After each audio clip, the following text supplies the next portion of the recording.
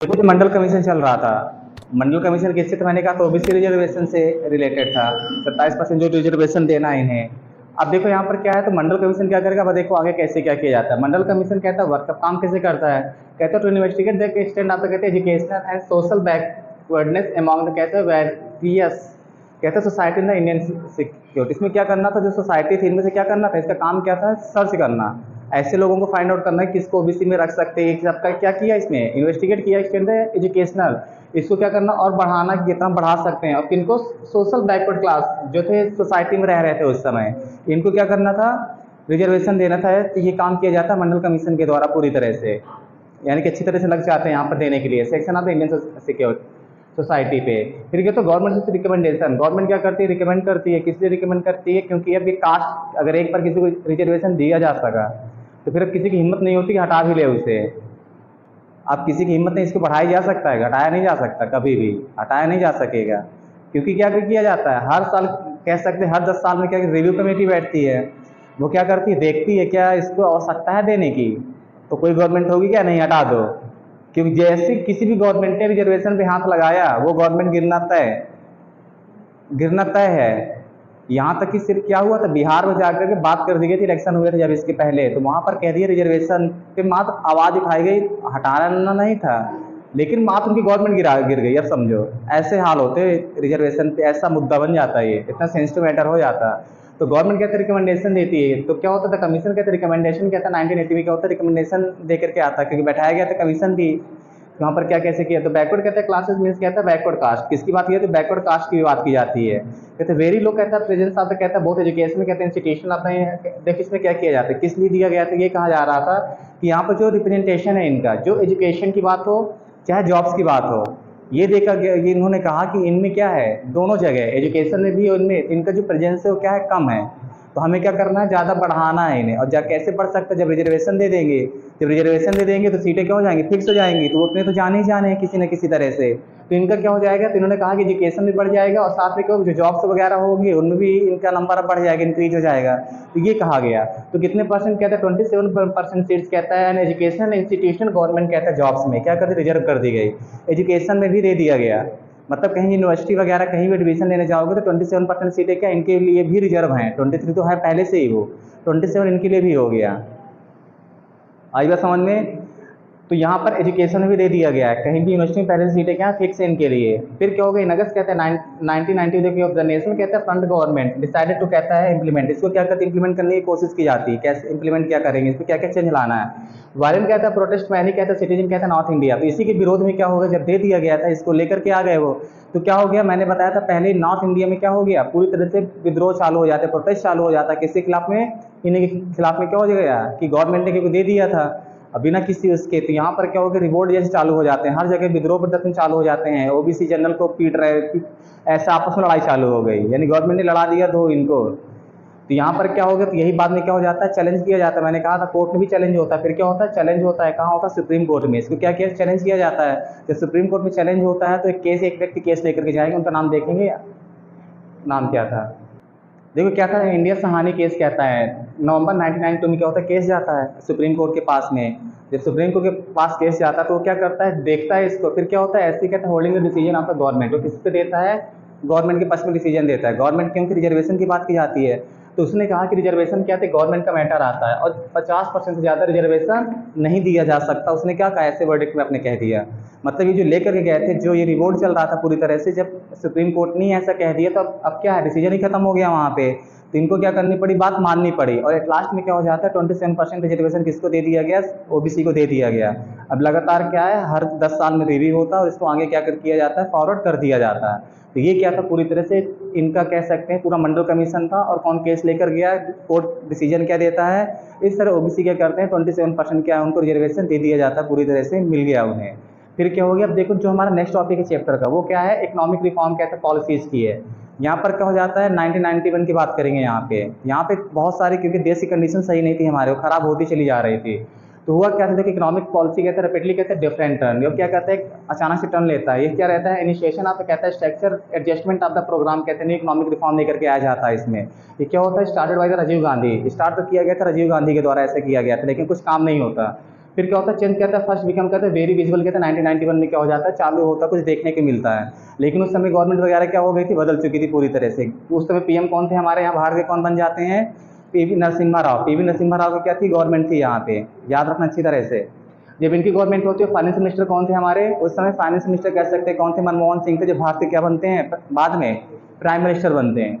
तो क्या थे, उनकी गवर्नमेंट थी क्या यहाँ पे, पीवी नरसिम्हा राव के। यहाँ पर क्या थे, फाइनेंस मिनिस्टर हमारे मनमोहन सिंह हो गए। तो यहाँ पर क्या था, क्योंकि भारत में क्या हुआ था, जब आज़ाद होता है भारत, भारत कब इंडिपेंडेंट हुआ, 1947 में। तो हमने किसको फॉलो करके रखा था, क्लोज इकोनॉमी को फॉलो करके रखा था। किसको फॉलो करके रखा था, क्लोज इकोनॉमी को फॉलो कर रखा था, याद रखना। हम लोग ओपन इकोनॉमी को नहीं फॉलो कर रहे थे। क्लोज इकोनॉमी का मतलब क्या था कि हमें क्या करना है, ट्रेड नहीं करेंगे किसी के साथ में। क्यों, क्योंकि भारत आज़ाद हुआ 47 में, और गुलाम किसने बनाया था, भारत को स्लेव किसने बनाया था, एक कंपनी आई थी, उस कंपनी का नाम क्या था, ईस्ट इंडिया कंपनी। तो एक कंपनी ने तो गुलाम बनाया था। अगर हमने क्या कर दिया होता, अगर ओपन कर देते यहाँ पे सबके लिए, तो कोई कंपनी फिर आ जाती, कंपनी क्या है, कोई एमएनसी आती फिर सेटअप करती भारत में। अगर हम ऐसा करते तो इनको तो डर था ना जा करके, अगर हमने एमएनसी सेटअप करा दिया फिर से कोई भारत को आकर गुलाम बना लेगा। तो ये डरे हुए थे, तो डरे होने के चक्कर में क्या किया हमने, क्या करें, किसको फॉलो किया, क्लोज इकोनॉमी को फॉलो कर लिया। किसको फॉलो किया हमने, क्लोज इकोनॉमी को फॉलो करके रखा। हम लोग क्या करते थे, ट्रेड नहीं करते थे। हमें जो रिक्वायरमेंट होती थी हम उससे मंगवा लिया करते थे। और थोड़ी बहुत कॉटन वगैरह भेज भी तो क्या होने वाला उससे, अरे बस समझ में, खर्चा हमारा 100 रुपया है, कमाई तुम्हारा 2 रुपये होगी, तो कहाँ से चलेगा काम, ऐसे तो काम चलने वाला नहीं है ना कुछ भी। तो उसके लिए क्या करना पड़ेगा, ज़्यादा व्यापार करना पड़ेगा हमारे पास में। लेकिन यहाँ पर हो नहीं रहा था, तो हमने किसको क्लोज इकोनॉमी को फॉलो करके रखा था, और कोई कंपनी हम माने नहीं दे रहे थे भारत में। तो यहाँ भारत में ऐसे चल रहा था। लेकिन 1991 में क्या हो जाता है, भारत की हालत क्या हो गई, खराब हो गई। क्योंकि मैंने बताया था भारत के पास में क्या था, सिर्फ 15 दिन का रह गया था खाने दिन के लिए, भोजन कितने दिन का रह गया, 15 दिन के लिए। और जो ट्रेड होता है 2 चीज़ों में होता है, एक गोल्ड पे होता है, दूसरा किस पे था, डॉलर पे था। जब भारत ट्रेड नहीं कर रहा है तो डॉलर कहाँ से आएगा, आ ही नहीं सकता था। तो भारत के पास में क्या था, गोल्ड था, जो हमने विदेश में रख रखा था, उससे मंगवा लेते थे हम लोग।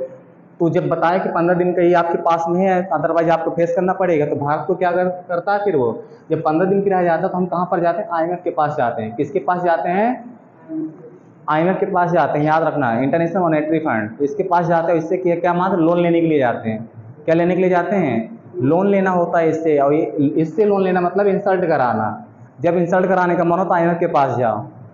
ये ऐसे ऑर्गेनाइजेशन बनाएगा तो यूएसए के द्वारा, याद रखना, तो वही करता है। तो इसने क्या कर दी, कंडीशन इम्प्लीमेंट कर दी हमारे में। कंडीशन क्या कर दी, इसने कहा आप एलपीजी को फॉलो करो। क्या करो, एलपीजी मतलब लिबरलाइजेशन, प्राइवेटाइजेशन, ग्लोबलाइजेशन को फॉलो करो। क्योंकि कंडीशन अप्लाई करता है, ये अपने कंडीशन पे लोन देता है, तुम्हारी कंडीशन पे लोन नहीं देगा, ये अपनी कंडीशन पर देगा। अगर मैं लोन दूंगा तुम्हें ऐसा ऐसा करना पड़ेगा।